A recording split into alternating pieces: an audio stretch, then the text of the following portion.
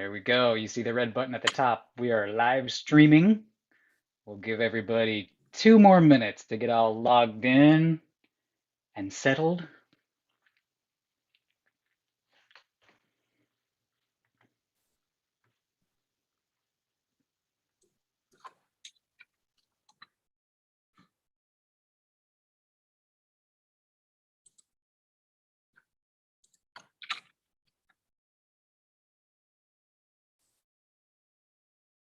I have so many windows open so that I have all the data in all the places. See how that goes. Well, it is finally below 100 degrees here in Phoenix, so that means something different to me. We actually can open our windows for the first time in a year. It's beautiful here in Maine. It's like 75 and sunny and just fantastic.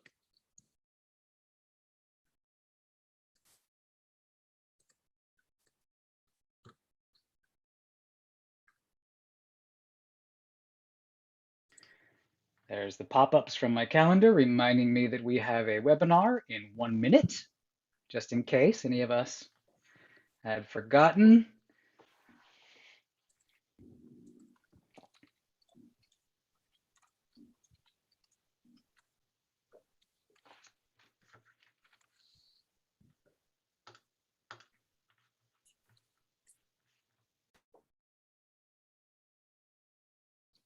I'll tell you, Eddie, it's different to be on this side.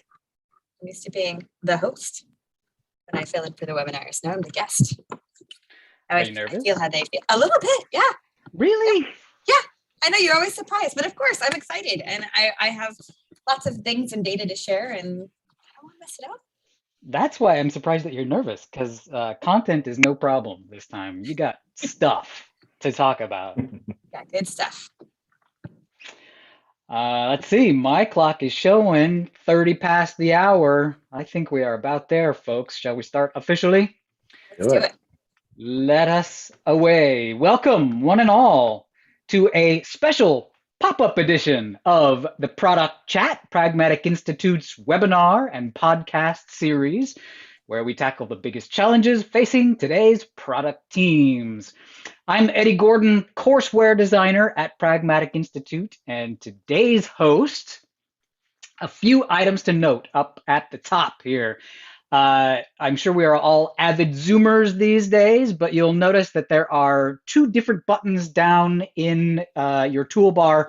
One of those is listed chat. You should be familiar with that one. The other one is Q&A. If you have questions during the presentation today, if you would pop those over in the Q&A panel, and then I will keep track of those as we go along and toss them over to our panelists when it is apropos. If you'd like to use the chat to talk to each other, do it to your heart's consent. That is just fine. But questions for the group, put them in the Q&A. Item number 2, yes, the recording of today's whole presentation will be available. And in fact, we will send it to all of the registrants in the following days. So no need to take notes. Put your pencils down and listen, as my 4th grade teacher used to say. And then final item, I want to go ahead and promote the next in our product chat series. That one is coming up Tuesday, October 26th. 1:30 p.m. Eastern Time. You know, we've always got something in the works that's designed to give you actionable takeaways. And here is yet another one. On October 26th, we're going to be joined by Lindsay Hunt, Director of Product at TaskRabbit. And we're going to be talking about how to retain customers, build loyalty, and increase revenue opportunities. Who doesn't want to do all those things? But we're going to learn how they did it at TaskRabbit with Lindsay Hunt. So join us for that one on October 26th. And with the business out of the way, it is time to get to the fun part and introduce today's guest. It's a 2-for-1. We get 2. The first one, usually sitting in this seat, not literally, this is my house, that would be weird, but usually sitting in the host seat, Rebecca Kalageris. Let's do the bio. We never read your whole bio. Let's see what we got here. VP of Marketing and Product Management at Pragmatic Institute. Rebecca is a proven marketing executive and turnaround specialist. She's made a career of building up world-class, results-focused marketing departments. I know that because I'm in one. Prior to Pragmatic, Rebecca held marketing leadership roles at a variety of software and service companies, including Tririga, Shift4 Corporation, Client Development Services, and EcomLink. Rebecca, it is wonderful to have you here today, and I'm not just saying that because you're my boss. Thanks, Eddie. Number 2 guest, Ian Templin is an experienced educator, content creator, and product professional driven by a belief that learning never stops and that we learn best when we learn from each other. He takes pride in bringing his 20 years in the physical and digital learning space back to the place that established his approach to the product craft. As the director of product management for Pragmatic's product vertical, he and his team of instructional designers create and refine purposeful, inspiring, and parentheses, you guessed it, end parentheses, pragmatic learning experiences that meet the needs of the best audience in the world. Y'all. I changed the last word from you because it was folksy, Ian. Beautiful improvement. Glad to have you guys today. Hey, we've got an exciting topic. It's one that we wait for every year, and the time has finally arrived. The Pragmatic Institute annual survey results are in, and they are beautifully formatted, as we're going to look today, to make them accessible and usable to our audience. And we're going to dive into a little nitty-gritty today and learn about some of the things that it teaches us about the past year. Before I hand you the reins, I should mention that to our audience, yes, every single one of you will get a link to the PDF of the survey that we're going to be walking through today, and we're going to save that till the Q&A. Right before the Q&A, we'll post the link so everybody can pop it open and look at all the pretty pictures, and hopefully they'll still listen to us while they're engaging in the wonderful content. But let's get into it, guys. Teach us about the new stuff we learned this year in the annual survey. Awesome. Thank you, Eddie. All right. So this is one of my favorite times of the year. We've got over 60 pages of great content in this year's survey, so it's meaty. We're going to walk you through some of the highlights, and we're super excited to have you all.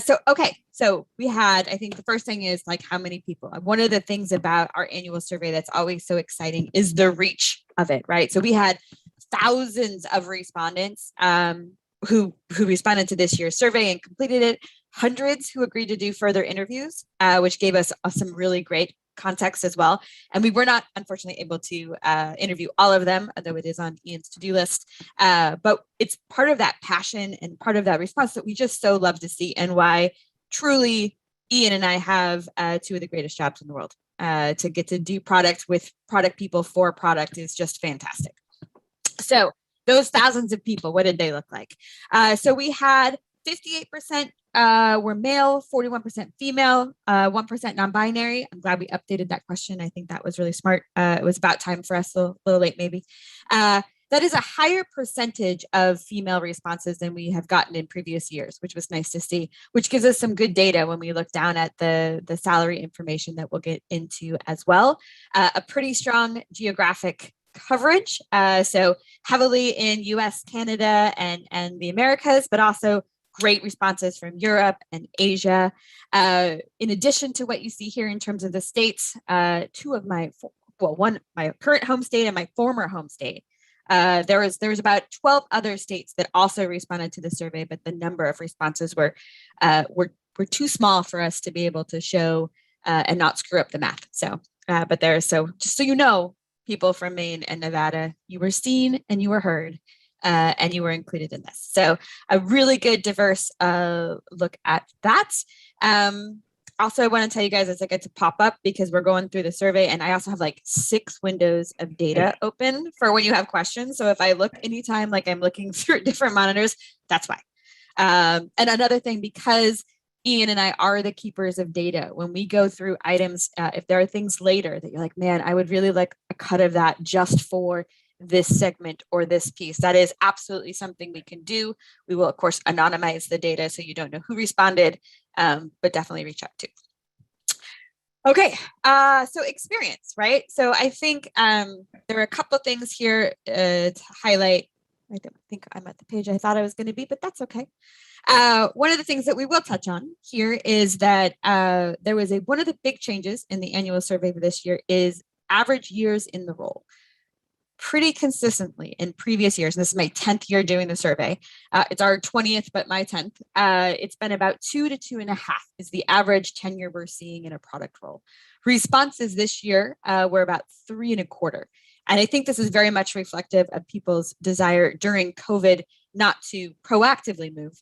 Many of our peers unfortunately lost their jobs, but if they didn't, there was a desire to just sort of like, let's just keep camp. I do think that this is very much a sign that the product profession will be part of this migration, sort of employment migration that we're hearing about. I think we'll see pretty significant amount in the product space because there is a bit of this pent up demand, and because so many of the tech companies we've worked with have sort of stopped the geographic restraints. So I think that also gives us some freedom to go through. So that was a big change in that. I think, Rebecca, just to jump in there, I think we're also going to see a little later on a couple of additional stats that will bolster that. There are places for us to go. What does the job situation look like going forward? Yeah. And another thing that's in here that we won't touch upon in this one, but I encourage you guys to go to is the path to product. Because that's really interesting. There are so many different ways people come to the product space. I think it was 32% came from tech roles, 21% came from sales, and then there was a lot of analyst stuff too. So there's what are they doing in their current role and how they got there that I think is good to dig into.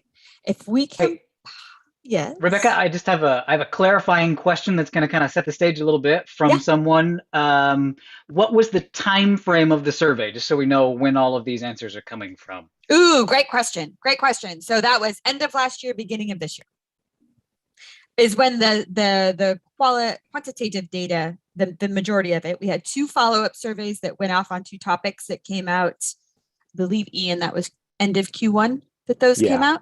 Mm-hmm. And then interviews that we used for some of the contextual information occurred throughout up sort of January through May. Good question. And if we could pop to 32.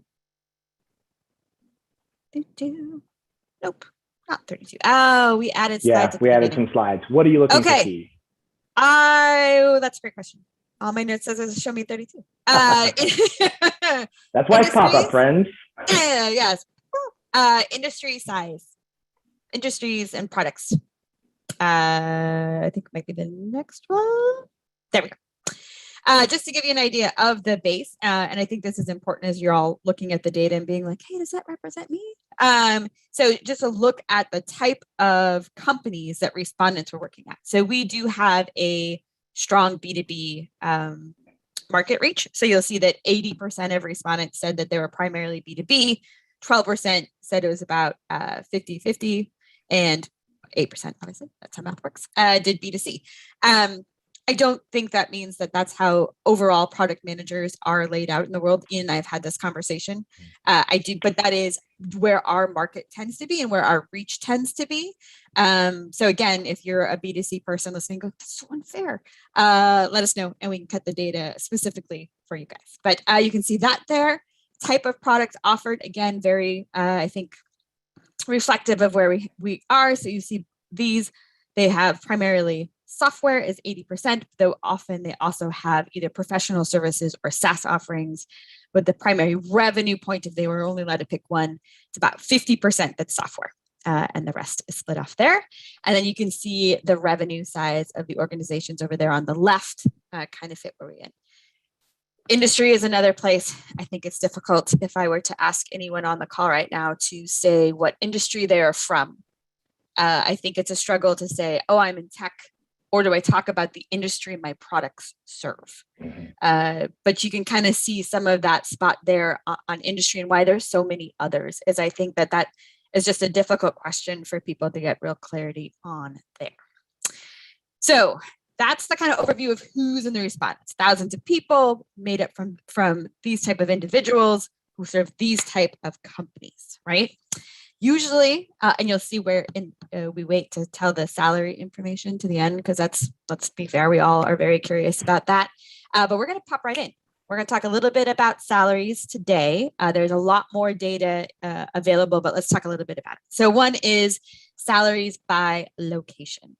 And this is, I mean, there are very clear lines here based on both the country you are from, and there's lots of people from lots of different places that they're introducing themselves in the chat. And I saw someone from France, and we do have some French respondents, but it's not a lot, which is why they're not called out here. So you can see here how it breaks down between countries. One interesting piece is that there was a fairly large swing in Australia in terms of salary data.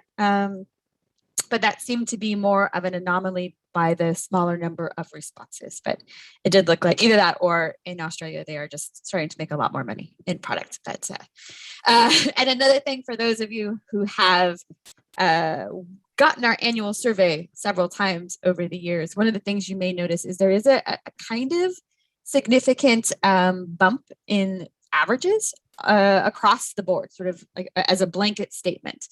And when we first looked at that data, we spent a lot of time looking at that data because it was, the middle of COVID, and you think, really, there's a big bump in salaries?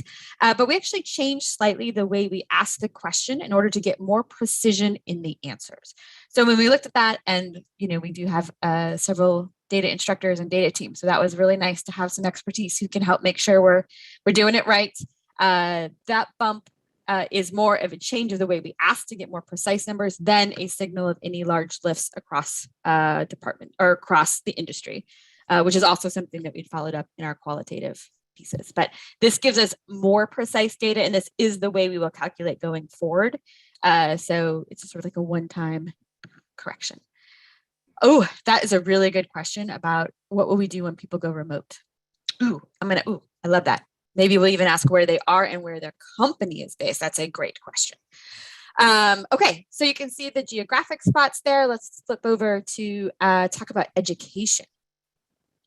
And, we ask what level of education they have, and we do see the max, sort of the biggest compensation is for those with a master's degree. We have a sizable amount who have a PhD or are working towards it that didn't have the same bump. But I know Ian spent some time thinking about this particular area, Ian, and I don't know if you want to pop in. Yeah, absolutely. I think there's an interesting, whenever we're looking to solve problems in the market, we have to weigh our ROI. Is it worth that? So when you see a big number like that, 15K if I have my master's, well, that seems like a no-brainer. Let me go get the bump. But according to educationaldata.org, the average cost of a master's is around $66,000 in the US. So you kind of have to weigh the pros and cons there of whether or not that's something you want to do to get that bump. Similarly, for a doctorate, you're looking at closer to 114,000. So that bonus is definitely excellent, but it's certainly something you're going to want to weigh as you're looking at that. Now, those numbers are really looking at four-year institutions and full terms. Things like MBAs and smaller programs are going to get you there faster, but it's definitely interesting to see how you balance out the education you're earning with your earnings in the marketplace. Yeah, and I noticed I think it's a really good point in the sort of time return. And they're asking you to repeat that data source again, Ian. Educationaldata.org. Awesome. All right.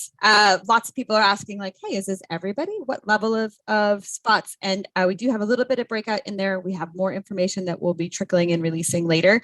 At a high level, I would say that it's 60% of the survey respondents or individual contributors, just around 65%. And the rest were either a team lead or sort of a department head spot. We can definitely break down salaries by those pieces. That's good. One interesting thing in terms of experience, when I looked at the data, you have a steady grow in your career until between 12 and 15 years experience. And that's sort of the peak growth rates, not necessarily the peak earnings, but you see that after that, like whether you had 12 years experience or 17 years experience, did not have nearly the effect on your compensation that the growth rates did before.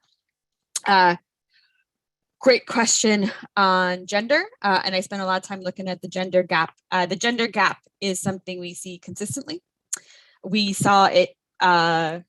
There's some good news and there's some, it's hard news every day to see that it's not even, right? But the gap is more pronounced as you go years of experience and for higher level roles. So the gap between salaries for women with 12 years experience versus men with 12 years experience is larger than women with 2 and men with 2, which I do believe is a signal that we're evening out the hiring process, right? So that we're starting it at a more even spot, but it is definitely evidence of something that we've seen in a lot of different studies, that it is nearly impossible in your career to make up a gap that started at the beginning, right? That it because everything grows like this, you don't ever get up to that same level. So for those trying to enter product, it is really good to prepare yourself. And we've done some podcasts on this and how to negotiate your first salary. It's not going to be $140,000, right? It's your first as a starting role. But you need to get that, because if we're not getting sort of parity in the beginning, it just becomes exponentially harder. And we have looked at this across education experiences, trying to even it out. So it's the same level of experience, same level of education. And what does that gap look like? But again, the gap is bigger sort of at the end of the career than at the beginning. So I am hopeful that means there is progress in this area. Yeah, and unfortunately, as we look at our 2019 survey, we see that same 13% gap. So I agree that very first step of getting yourself on the level playing field is hugely important. Yeah. And I also would say in some of the things, particularly when we're talking about bonuses, which are not giant in this field, from the bonuses that we recorded, they were averaging between 6 and 8%. Roughly, I think it was 5% of their salary, which is not nothing, but they're not necessarily huge numbers. But what was mostly looked at for those was they were judged on overall product sales, NPS scores, and launch and release dates. So thinking about that as what the organizations are comping specifically for with bonuses is a good way of also thinking about what you should make sure you're both focused on and talking about your impact on, because those are ones clearly tied specifically to value for organizations. Okay. All right. And then one other area on here, just to point out as our little segue to the next section, is the responsibility. And this is interesting. We have definitely seen this shift over the last 5 years, that those, we're going to use product management and product marketing because titles are a mess. But when we say product management, I'm going to mean primary focus is deciding what should go in the product and working with development teams. When I say product marketing, I'm going to mean primary focus is go to market, how to make those products fly off the shelf. And your primary partners then are going to be marketing, communications generally, and sales. And what we've seen is in the last 5 years, the role of product marketing has increased in compensation and comparative to product management. And that's a pretty significant increase that we've seen over the years. It had been flipped. And we're going to dig a little bit more into that and why the role of product marketing, which is very near and dear to my heart, has been rising both in compensation, but also in sort of its strategic role within an organization. Sometimes it's because product management is becoming more technical, and some of those strategic activities are moving into product marketing. In some cases, it's other ways. But so how we did this, how we looked at product marketing, we've gotten a ton of research, we've done a ton of surveys in this spot. We do a lot of Nahito visits, as you might think. But one thing we did was look at product marketing in high growth organizations as it compares to product marketing in low growth, no growth, or down, right? Sort of in those organizations that are seeing high level growth, what does it look like there? What we generally see that is sort of a signal of what's coming, right? It's not perfect way, but in the organizations where this is working really well, what does it look like? So here you can just see some comparisons between, master's degrees within that population versus the general population of product marketing. So that's how you should read that. And there's not necessarily huge differences. I think probably the biggest one, two things to point out is it's not necessarily, again, length in profession. but also the number of products. That was probably the biggest thing. For the most part, product marketing works on about twice as many products as product management. And there's about a 2-to-1 ratio there.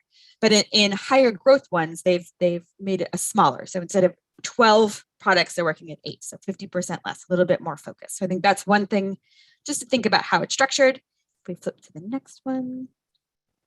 Also ratios, right? So in high growth organizations, how do those ratios compare?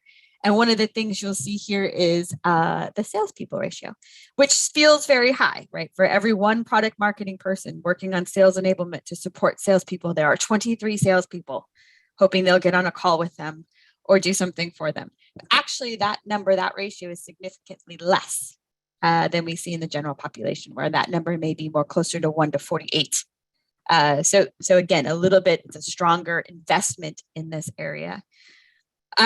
One just side note that I think is interesting is that most often product marketing is within marketing. Second place it might be in is in product management. It is rarely considered its own department. And I think it'll be really interesting to see if that evolves as it has on the product management side. So on the product management side, the majority now are within their own department. That's a big change, right? 20 years ago, they were mostly in marketing. We've seen them come into engineering. We've seen them go in ops, but now they're mostly their own department. It'll be interesting to see as product marketing has grown and as becomes kind of a bigger player, will it also be a separate department or it will continue to be within another one? Okay, so this slide has a lot of stuff on it, and it's not necessarily the easiest thing to see, but a couple of things of note is we looked a lot at where they were primarily spending their time, and in high growth organizations versus non-growth organizations. And a few things that I think were really important. There are 4 areas where they spent like 10 points higher than in non-high growth companies. So the most strategic product marketers, what are they focused on? They're adding understanding customer buyers, buyer personas, thought leadership, and interestingly enough, defining user personas, right? So a real focus on persona understanding and journey understanding and that sort of strategic buyer and marketing perspective. Yeah, that defining user persona stat was very interesting. You normally see that in the product management realm as they're thinking about how the product itself works. So that shift, I totally agree with you, is I think a larger understanding of the entire journey, not just to point of purchase, but also beyond and into use, which is a fascinating shift in that particular role. Yeah, and I was thinking about this too, Ian, and I was wondering how much of this was potentially the SaaS product rise, right? Where when you're thinking about product marketing and their role in retention, and that just a bigger focus on user personas that we might have in a SaaS, that's just a hypothesis. Nobody quote me on that one. Absolutely could be, as well as size of company, right? What is that first product person you hire, and what are the kind of the many shoes that they fill could also be a factor of that. Yes. And another one, which is fairly small, but it's grown a lot, is pricing and packaging. I think particularly, and I think this is still an opportunity for product marketers out here watching, and actually product management, there is more opportunity for us to influence particularly packaging. And the power that can have on revenue is pretty big. And my last point on product marketing, although as Ian knows, I can talk about it for quite some time, is this kind of shift on this bottom right piece. So this is, again, the amount of hours they're spending per month on different activities. And when we look at the overall product marketing population versus, again, in these high growth, the biggest thing is there's a real shift from my primary responsibility is to support marketing communications, right? To provide the personas and campaign briefs and think about leads. To, in these higher growth ones, my primary focus is sales enablement, right? That's where they're spending their time and where they're focused. It's really, how do I build the right tools? It doesn't, and none of these are, hey, I'm on a sales call, right? That's not it. It's how am I focused on empowering sales, providing the right tools, ensuring alignment there. And I think, again, that's one of the reasons we see a rise in the compensation and a rise in the strategic, right? Because that is a really direct play on revenue and results, right? When there's that combination there. So I think that's a signal of things to come. And again, something for product marketers looking to have a big piece. Don't forget that sales enablement part. Make that really understand your sales team, their goals, and where they're headed. Okay, so much good stuff on product marketing, but they're not the only partners, right? Product marketing is working with product management, product marketing is working with marketing, and they're working with sales. But Ian, who else? Who else are we playing with? You know, a very powerful trio that we need to talk about is that connection of product, the product team, as well as your data and design teams. You know, we're seeing that the companies that are saying that they are most innovative are the ones that have figured out how to make this trio work well together. And you can see kind of right from the get-go, right? When data is coming in and coming out, you're being able to make very rational decisions about what you should be working on. When you have design and product working together, design is so good at that, reaching out and making human-centered decisions. When you can connect that with the problem space that the product is finding, you can make really powerful products and you can monitor how they're doing once they're out into the world. That connection of collaboration between product and design was one area of focus for us. It's clearly on the minds of our product managers, especially 90% of them have some visual interface, right? Whether that's an actual UI or whether that's a reporting engine or something like that. And 44% of them are actively collaborating with a design resource. And that's either a design resource within an engineering team or a separated design team that they're able to use at need. Another 38% are in that feedback loop. So there's definitely high touch points happening, especially between product and design, but those touch points have led to some friction. And that's where I think we're working out. You know, product management has spent a long time figuring out how to work with engineering teams and how do we have a good back and forth where I bring you the why, we work on the what, and you design the how. We're relearning that same language when we're working with our design teams. And that raises some points of friction and things to work through. 15% are having challenges moving from the what to the how. There's a misalignment in what the customer really needs. And some of that can come from who's going to the interviews and having the conversations. Are you sharing a common language? And then we are seeing some role disparities, people figuring out what is my responsibility and what is yours. You know, we still have product managers that are creating their own wireframes, driving their own user testing. And that's happening both with product managers that have design teams and those that don't. So there's definitely a chance for a greater collaboration in that design world where you know, we can make more powerful human-centered decisions. In the data world, says the guy who's also driving at the same time, so his transitions are much less smooth. The data world is really interesting, and where I think it differs from design a bit is that there's a very one-to-one connection of product to design. In data, we start to look at it from that corporate level as well. And there's really a feeling from many of our respondents that they're starting to fall behind. You know, it's really, you can't swing a stick without running across a new article about AI-driven products or ML learning iterations.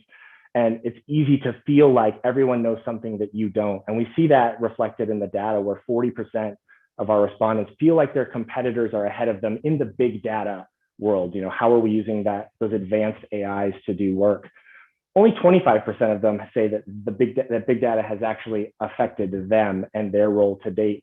But it goes out from the corporate down to the individual level. There's really clearly a draw to be data-driven. And even as people feel that they are, they're also feeling like there's more that they could do. So do you need to be data-driven? 90%, over 90% of our respondents felt like if you're in the product space, this is either going to be an important differentiator or it's going to be mandatory to be hired. You need to show that you know how to use data to make decisions and to drive your roadmaps forward.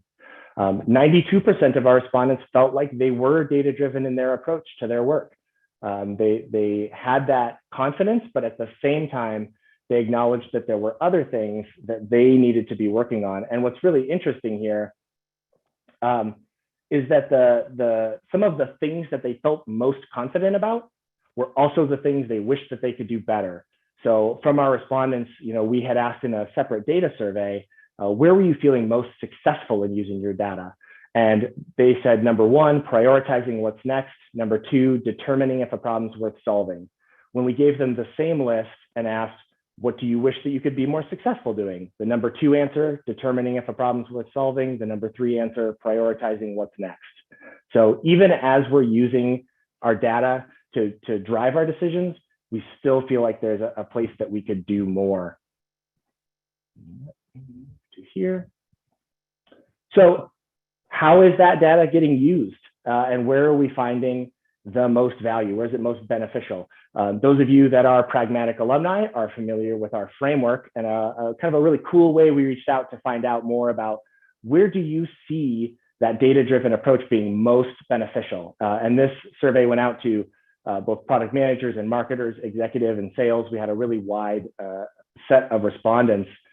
And you can see very clearly there's an upper left, a very strategic focus on understanding what the next thing is to solve, on making sure that we're positioning it correctly, that we're giving it the right price. And you see down there in product roadmap that we are prioritizing the next right thing using a data-driven approach. And so you can see that there in the center column, market problems being number one, roadmap and pricing following soon after. I'm going to pause there because I'm just zipping through. Rebecca, were there things in this kind of data realm that really spoke to you? No, I mean, I think you covered a lot of the main points. I found it, as you said, really interesting that they both probably used data the most in the same areas where they wanted to use data better, right? Mm-hmm. Those little hotspots on the framework. And I do call out to you, Ian, love the hotspots on the framework. I liked that question. You were able to pick which ones. And it was interesting to see the varying roles. And I agree with you, roles and titles can be very confusing. But when we pared this data down to just executives, well, 3 hotspots, right, on market problems, product roadmap, business plan. That's what they are very focused in on. Is my company building the right thing? Are we positioning correctly? Are we building the next right thing first? When we opened it up to product marketing, we saw actually kind of a real spread all across the upper area of the framework and then down. So they're really focused from strategy to tactical, which speaks to what Rebecca was talking about, where the entire pipeline and that whole journey is something that they're aware of. When you add product management in, that's where you start to see that kind of hot area under planning there, under requirements and use scenarios.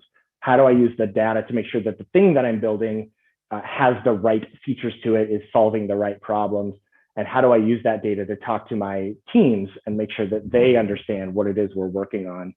I also don't want to leave this section without talking to the portion there on the left, where one of the areas where we can feel uncertain in data is when we try to bring that data to our discussions, especially with our leadership. When we feel like we've collected the right data and we bring that to our discussions about road mapping and prioritization, 10% feel that even though they have that data, they're failing to convince their stakeholders. So I think a really interesting place for us to be looking going forward is, what does that failure look like? Is it that there's not a agreed upon stable understanding of what that data means? Is it the way that we visualize? Do we maybe overwhelm with graphs and charts rather than a simpler approach? So there's a lot more to understand there.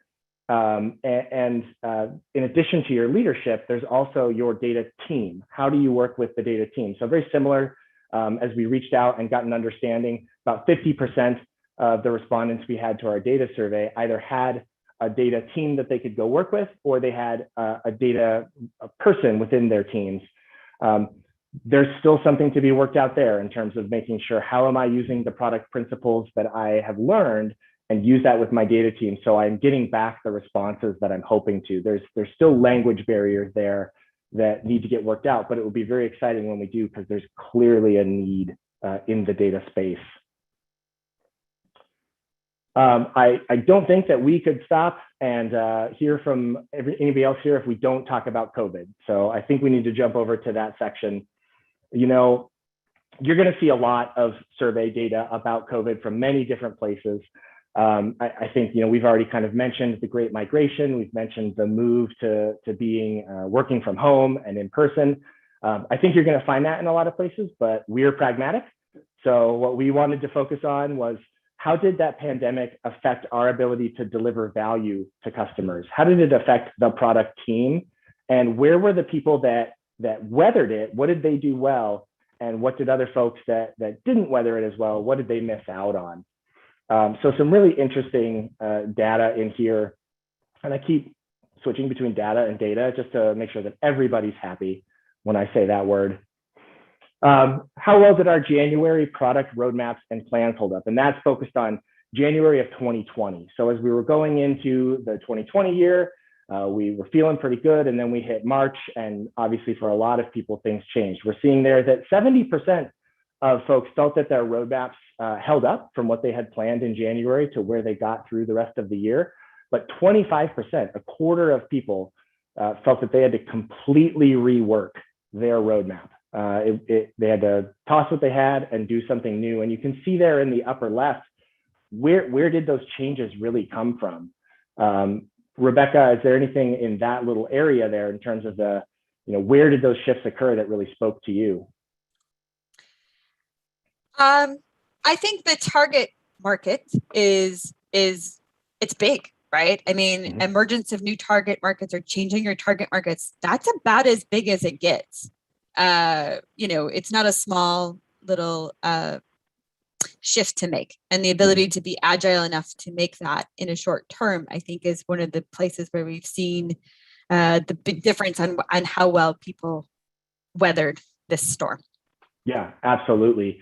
And as you sort of broke out a little earlier, the kind of areas of concern for product management and product marketing, I think we see that in those top four, that it's not just about who my target market is and what they want, or what our priority was for our key features that now need to be shifted, but also how do we reach our customers? How many people here on this call were signed up for conferences that then didn't happen? And that was your plan for getting either new customers or reaching out to the customers you have and making touch points when they come by the booth. That had to be shifted, and we had to figure out new ways. I would imagine it'd be interesting to dive deeper and to see how many social platforms started to pick up, maybe that had been on the roadmap to work on, but now got accelerated. The last thing that I'll put down there in the bottom right-hand corner, you are not alone. Did it feel like you were suddenly having more meetings than you had ever had before? A 30% increase in time spent in weekly meetings versus the last time that we had done our survey. We've talked, Rebecca and I, quite a bit about this. It's just fascinating to see so many people ended up working from home. And the question is, even as the roadmaps were holding up, 70% holding up, did the expectation and clarity around what people were doing day to day, how did that get affected? And so did meetings have to come up as a way to kind of take the place of the swinging by the desk and saying, hey, what are you working on? How's it going? And it will be interesting to see in the years to come, both how many people remain working from home, and also do we sort of shift our expectation around what does it mean to be an engaged and active employee? Does it necessarily mean hours spent at screen and availability, or does that shift? That's going to be, I think, really fascinating to see the workplace change over time. Really interesting in terms of the kind of going back out to the macro and what happens to organizations. We heard about how product marketing has shifted in high growth. Well, what happened to those companies that were going into 2020 feeling like high growth companies? 7% of them by the end of the year felt they were no longer in that category. And you see that commensurate rise in low growth. Folks that came in as low growth, that number came higher as we went through the year. Similarly, medium growth dropping down and flat and negative moving up. So I think not a surprise there. That I think that's an expected coming out of the pandemic. But what's interesting is its effect kind of internally on our department growth and where we see the future. And this is something we alluded to a little earlier on, that the size of departments did shrink over the course of 2020 from now to January 2020. And as Rebecca had mentioned, unfortunately, some of our colleagues out here in the product world did lose their jobs, but there is hope on the horizon, right? The good news is that 52% of our respondents said that they have openings. Nearly 20% was 5 or more. So as Rebecca had mentioned in the beginning, the folks that retained their jobs stayed in their jobs, now there's a lot of room for expansion. There's a lot of room to find that next step outside of where you are today. So I think that there's hope. It's always tough to know, are we through it? Are we at the end? So these statistics will be interesting over the next couple of years to see, what happens as we get into 22 and 23.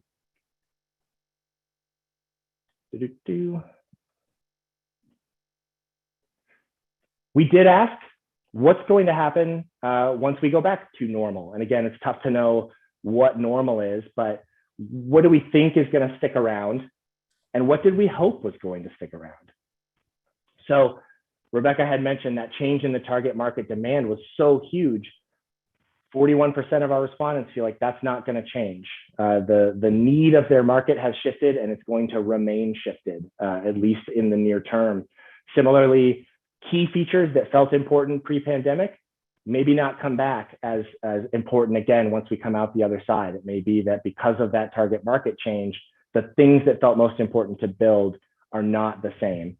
We see sort of a kind of a similar 1 through 6 as we saw in terms of what we felt changed into what we think is going to stick around. What was interesting is we asked, what do you hope sticks around? What do you want to remain when we get out into the new world? And unsurprisingly, right, the emergence of new target markets. If I have the ability to find a new place to sell, whether that's with an existing product or a new product, I hope that sticks around and I have a chance to sell out there. I do want to mention a couple of our, where did people do well and where did we maybe have some misses? For those companies that really did well, I'm just gonna, there's several pages here. I'm gonna focus on just a couple of them so that you saw this very early on in the pandemic, the opening up and saying our product is now going to be free to use, at least in the beginning, some extended months or years into that.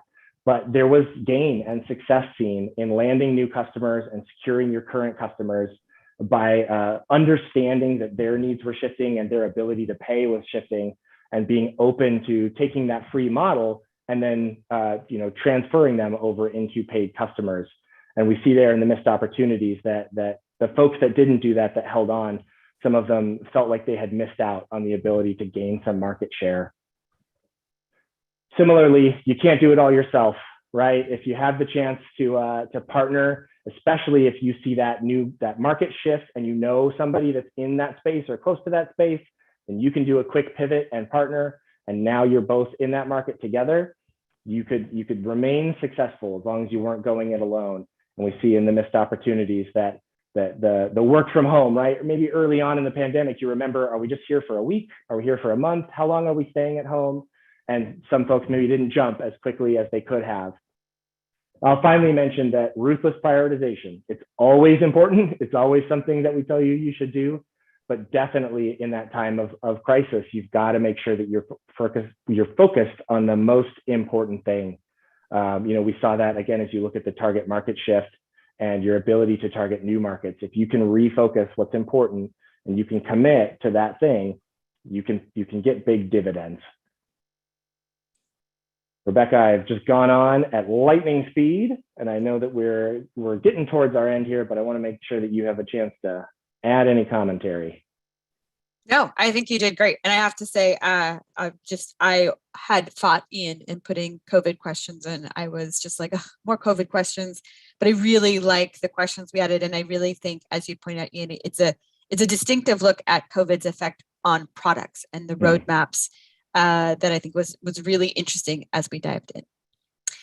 I'm gonna go a little rogue for just a second because there are many questions about the salary as it relates to the year's experience, and I will tell you that answer is not in the PDF you will get. I don't know what we should have put it in there. It is not in there, and so I am going to steal the screen and I'm going to share you, and it's ugly. But I will show you the data. So I'm going rogue. I'm going crazy here. But I think it's a very good question, and we will also remedy how to get that out into the world. But so we talked about overall the general average salaries. This isn't going to give everyone exactly the answers you were looking for, because this is of all of the respondents. So it is not divided out product management versus product marketing. It is not divided out by, you know, my individual contributor, not simply by years experience in the product space.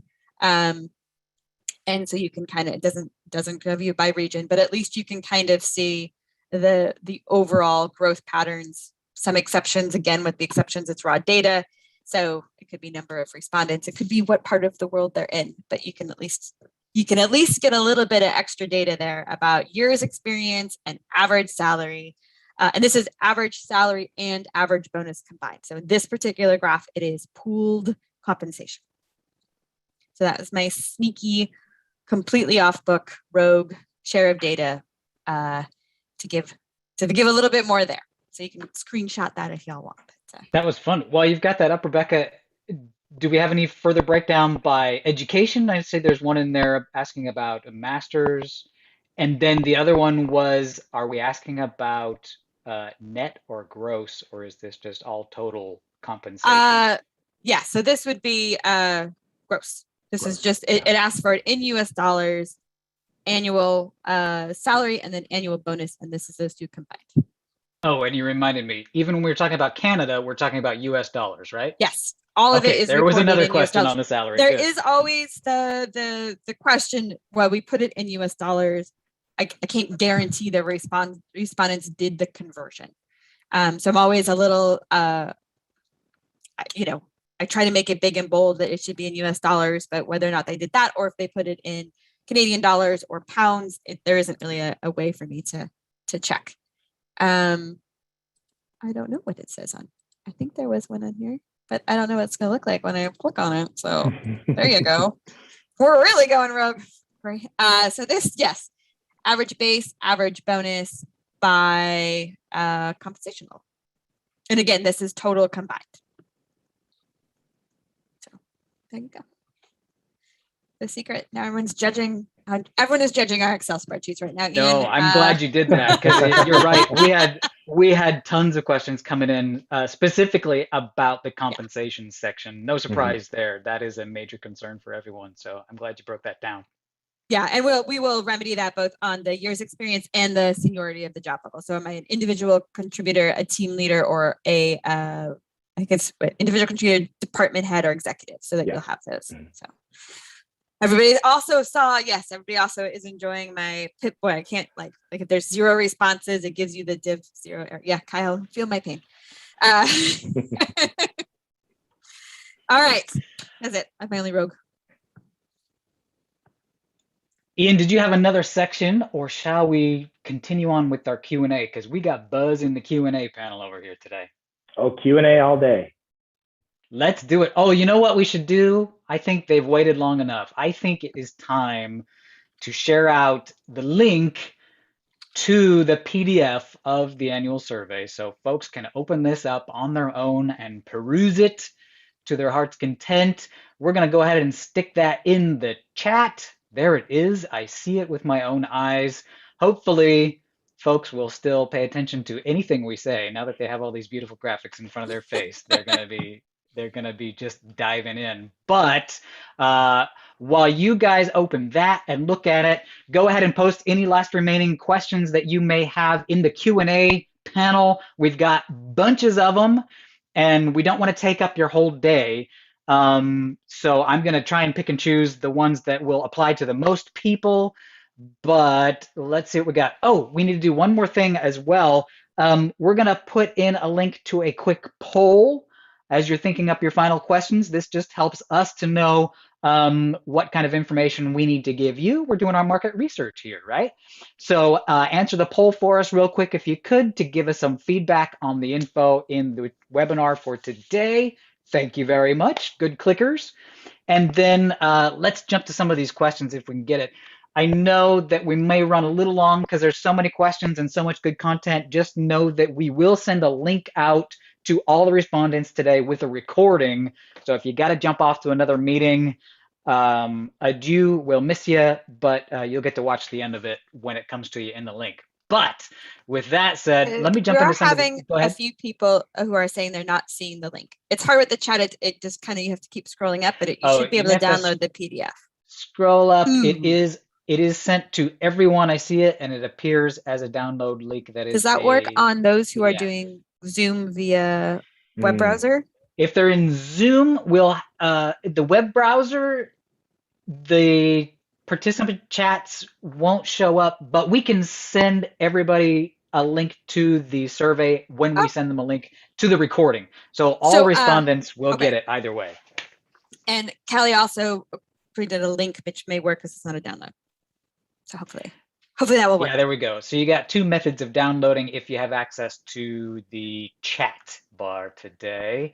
All right, questions. Oh, just give us a little more info on the demographics of the respondents. Can you tell us anything more about how many people responded? I don't know if we covered that exactly. Education levels and any other details you have about who they were and what types of folks. So the survey that you have now has going to give you education levels, industries, types of companies they work at, gender, age, all of those stuff's in there. In terms of number of responses, for the salary portion of the survey, we had just about 1,100 responses, which is a lot of the information in there. We did two other surveys that were subsequent to that on different topics in there, and I think we had about 500 and 300 responses to those. So just about 2,000 in total. If you look at the salary data, it's just about, I think, 1,100, or I think it's just around 1,100, which is why on some of those cuts, numbers can seem weird, right? 1,100 is a lot, and it's a lot more than most surveys this size. But every once in a while, if I'm trying to cut, department heads with 20 years experience in Australia, and I have one, that can be pretty tricky. Good. Anything you would add, Ian?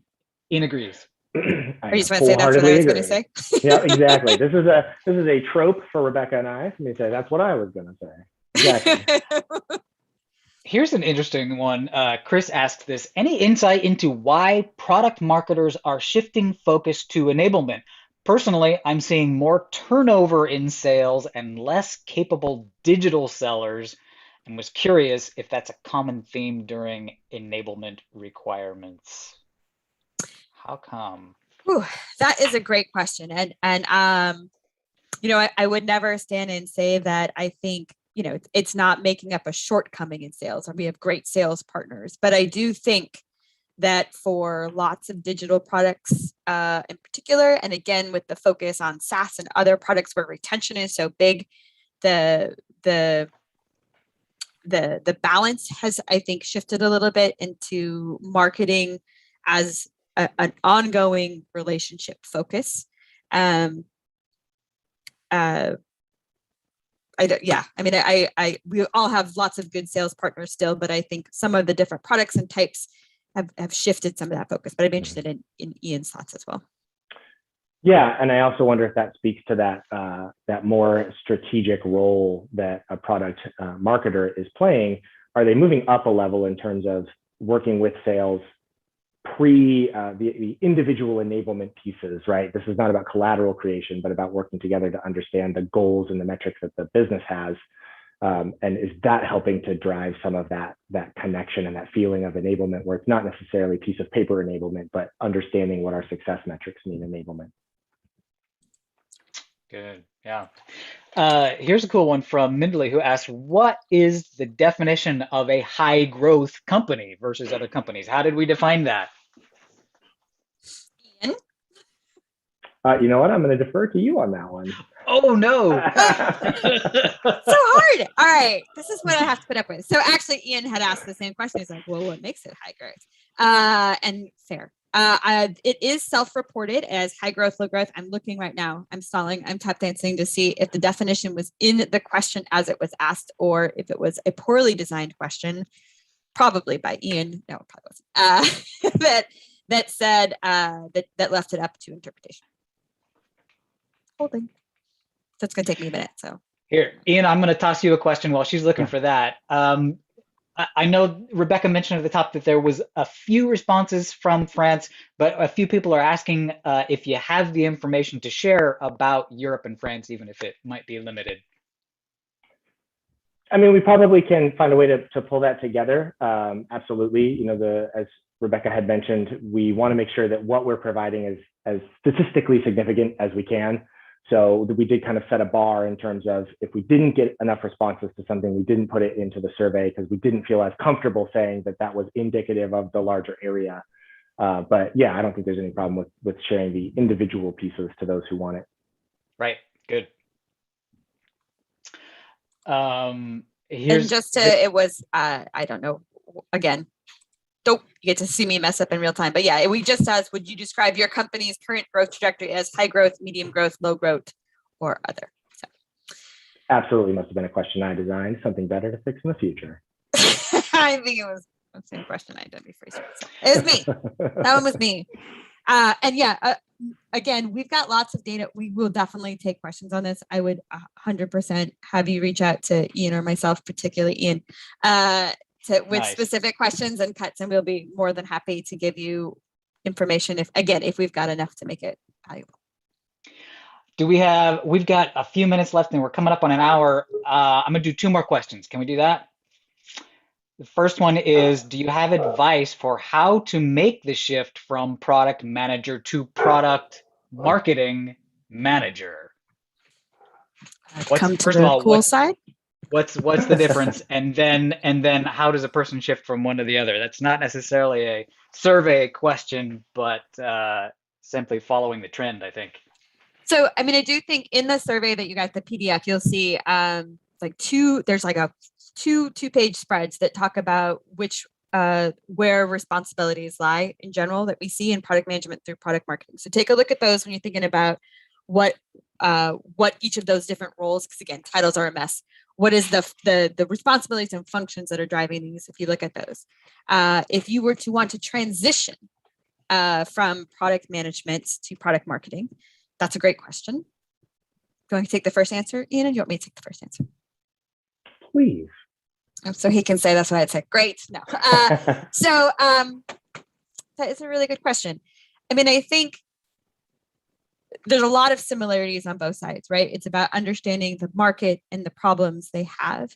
There is, I think, on the product marketing side, it is a heavier focus on the buyer problems, as well as the user problems like we talked about with some of the SaaS products and stuff, but really understanding buyers and the buyer journey and doing the research there, which will also help your current product management work.